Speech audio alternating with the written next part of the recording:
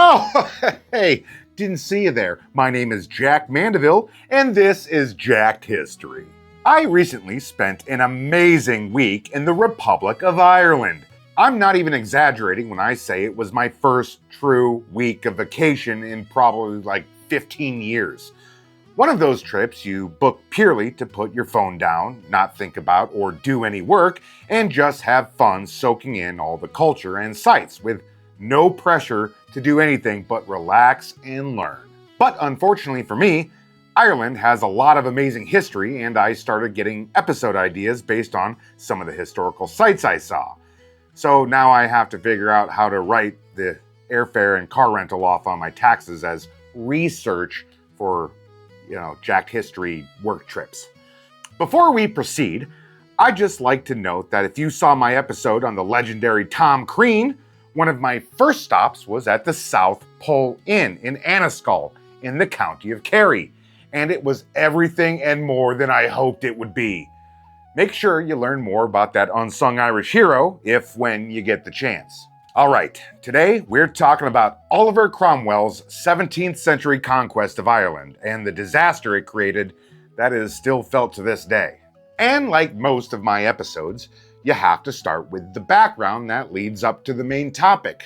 But for this episode in particular, it's going to be a tricky one because there's so much that plays into Cromwell's actions that I barely even know where to start. You can't just talk about Irish history in a simplistic way. Lucky for you, I'm a simple person, so I'm going to give it the old junior college try and get this thing going for us. I'm like jet-lagged as fuck. At the center of all of this is religion. As the Roman Empire was on its last leg in the 4th and 5th centuries, Christianity began to make its way onto the Celtic Gaelic island we know today as Ireland through British missionaries. The most notable of those missionaries was a lad by the name of St. Patrick. Ever heard of him? Peter? Drove out all the snakes? Made the Irish love Jesus? Peter? St. Patrick? Are you aware of him?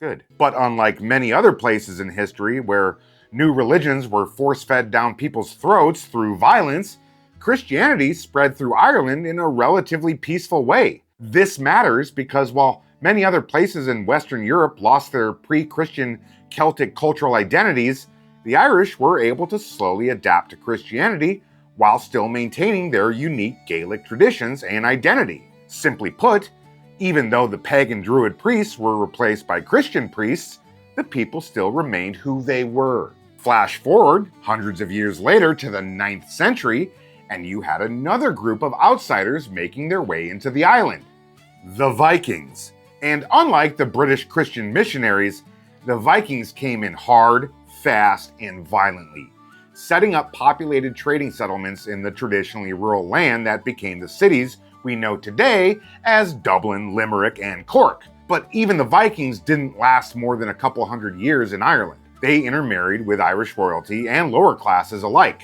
eventually becoming a non-power on the island as the Gaelic culture once again maintained its cultural dominance. That's a lesson throughout all of world history we see time and time again. Pussy can be way more powerful than war and weapons. Fun side note, the MC1R gene, the mutation that carries red hair, pale skin, and prominent freckles through bloodlines, is found in up to 40% of Irish families, and it manifests itself in roughly 10% of the Irish population to this day. That high concentration of redheads was increased by the Norse, who carried a significant amount of the mutation and bred with the local Irish populace. And it was maintained with the island's years of general isolation from non-Northwestern European genetic influences. You hear that, Peter? Peter McGuire, with your red hair and pale skin? You are a direct result of years of Gaelic and Viking interbreeding. You gross mutt. Anywho, next in line to conquer the island were the Normans in the middle of the 12th century. The Normans, if you'd like a history refresher, were a northern French political dynasty with Viking roots who were now the rulers of England. And from here on out in this lesson, it's the English who will be the Irish's greatest foil. And since I have to get to the main point of this episode, I'm going to have to skip over a lot of complex actions by English rulers that shaped what Ireland became. But just know that ongoing English military and domestic policies in Ireland were often brutal and carried the sole purpose of wiping Catholic Gaelic culture and influence off the map, as their English overlords, the 16th century House of Tudor, for example, latched onto this cool new thing called Protestantism. We're not filming that again.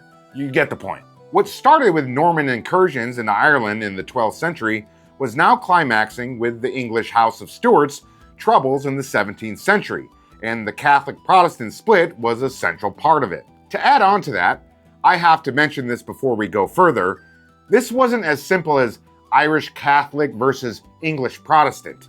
Irish and English intermingling over the centuries had created a nuanced cultural dynamic all across Ireland. But again, we'd be here for hours if I had to attempt to explain it all. We now land in the year 1641. It was the beginning of an epic shit show for the Irish and English alike. England was on the brink of a civil war between their Parliament and King Charles I of England. While the English were focused on their internal problems, the Irish started a full-on rebellion against English powers on their island in order to reclaim Catholic rights and lands that had been taken years earlier, which resulted in the creation of the Confederate Catholics of Ireland, who ended up becoming the de facto rulers of Ireland for the next 8 years, as both Catholic and Protestant loyalties across the country were tested in the Civil War that was now raging in England between the parliamentarians and the monarchy. Holy fuck, did I just write that was the longest fucking sentence why the fuck? I am so jet lagged, dude. Regardless, for the first time in hundreds of years, the Irish people were actually in charge of their own country. But it wouldn't last. The English Civil War ended with the execution of Charles I in January of 1649, turning the Kingdom of England into the Commonwealth of England, as the parliamentarians took control of the country. As soon as that happened, the self-governing Confederate Catholics of Ireland quickly allied themselves with Charles I's oldest son, Charles II, who was undoubtedly going to make an attempt to take back the throne. This was all the fuel the parliamentarians needed to retake Ireland, which had been doing its own thing for almost a decade. And yes, there was a shitload of English who had an inherent dislike of the Irish for religious reasons, and saw their Catholic heresy as an excuse to reconquer the island. But let's not beat around the bush here. The need to reconquer Ireland was more for financial reasons than anything. It was a cash cow of a colony for the English elite, and just because the English monarchy was no longer in control of it, didn't mean the parliamentarians couldn't get their cut either. Is this getting too confusing for you yet? Don't worry, I'll get us back on track. Enter Oliver Cromwell. Cromwell had been a mid-level English politician and member of Parliament in the years leading up to the Civil War, and though he had little military background, he proved himself one of the most capable cavalry leaders during the conflict, and rose in the ranks of the parliamentary forces. After the dust of the Civil War settled and Parliament was determined to retake Ireland, it was Cromwell they placed in charge to lead the expedition of over 12,000 troops. This army was stacked, by the way, arguably the best in Europe at the time. The Irish not only didn't stand a chance in hindsight, but I can't imagine many of them at the time thought they were actually going to be able to pull off that W. Cromwell's army hit the ground running once they landed in Ireland, where they immediately surrounded fortifications at Drogheda, and after a week-long siege, went crazy on the town, showing no quarter to over 3,500 soldiers, priests, and civilians in what would become one of the biggest massacres of the reconquest of Ireland. A complete slaughter in every sense of the word. But as noted by some historians, it wasn't necessarily abnormal by the standards of the day. We'll get into the things that did get abnormal in a bit. Word got around fast of Cromwell's approaching army, and subsequent battles against the Irish Confederates didn't last long in the eastern part of the country. Nevertheless, Irish guerrillas continued to put up resistance, in which Cromwell's response was to wage total war on the Irish countryside and civilian population, with a force that numbered 30,000 by 1652. By the end of the 3-year war, Ireland, its infrastructure, and its people were all but decimated. Almost 1/3 of the Irish Catholic population had died in the fighting, massacres, and associated famines that followed the bloodshed. Baby, that's called genocide. I personally saw the aftermath myself while in the western part of Ireland, called the Dingle Peninsula. You know, for the research I was doing for this episode so I can write the trip off on my taxes. Almost every abandoned castle or tower I went to had a sign that said the place was damaged or destroyed during Cromwell's campaign. There was barely any part of the country he didn't put the sword to. Also, side note, while I was walking around Ireland, a group of teenagers randomly pulled up to me in a car and started making fun of my ponytail, which prompted me to make this meme. It's probably a little insensitive, but in that moment, I totally understood where Cromwell's rage came from. Like, these little freckled-faced bastards really had the nerve to just start roasting a complete stranger who was dumping thousands of dollars of his own money into their economy. Let me be clear, everyone in Ireland was very kind to me, other than those little assholes who brought out some real temporary racism out of me. Back on track. Things couldn't get any worse for the Irish, right? Right? Right, Peter? Okay, things got worse. Hey, watch this 10-second ad read of me driving through Ireland. A drive through the Irish countryside, a big booby redhead by my side, and I pet a Babylon, you grill your ass off on lamb. By the end of the war, the English Parliament, which was now led by Cromwell himself, was in a pretty bad pickle. They were horribly in debt because of the reconquest they carried out, and their plan to deal with it was the 1652 Act of Settlement, which stripped the Irish of their land and possessions, restricted their rights to hold any significant office in the land, and caused even more bloodshed throughout the country as any Irishman who resisted was promptly killed. Those who escaped death were put on a forced march to the Connacht region.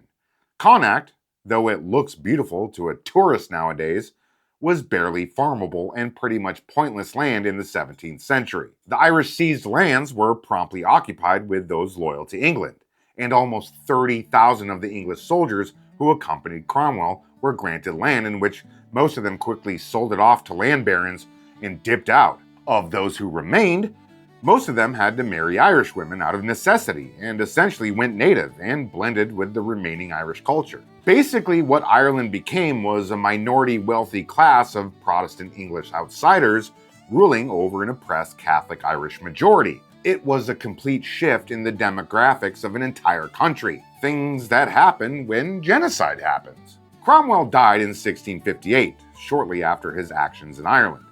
His son took over leadership, but it was short-lived. Soon after, in 1660, Charles II was on the throne of England, and complete parliamentary rule of England had ended. One could say that Cromwell's short rule of England was an early version of subsequent dictators, men who rose to power in the aftermath of unpopular monarchies, but also succumbed to the intoxicating allure of absolute power.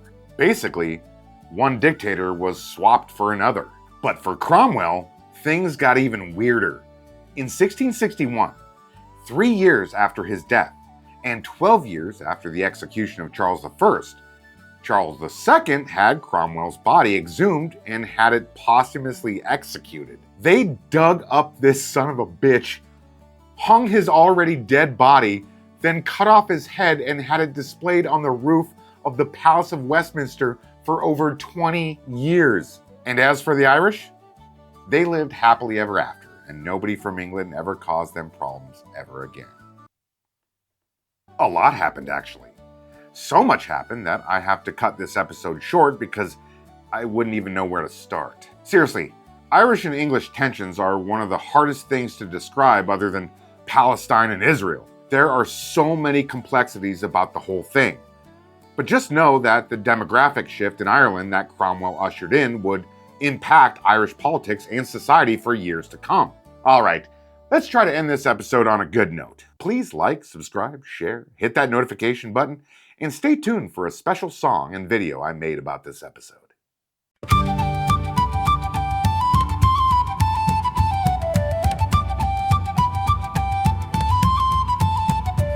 Way out in the land of the Emerald Isles was an American tourist full of joy and smiles. He took a brief walk in the land of Gale when a car pulled up and teased his ponytail. Damn those Irish, they'll hurt your feelings bad. Mean words about your ponytail, they'll leave you feeling sad. Damn those Irish, their words cut like a knife. That's why old Cromwell doesn't respect their life. Mean words, mean words. It's a Gaelic mystery, you learned about it here on Jack History.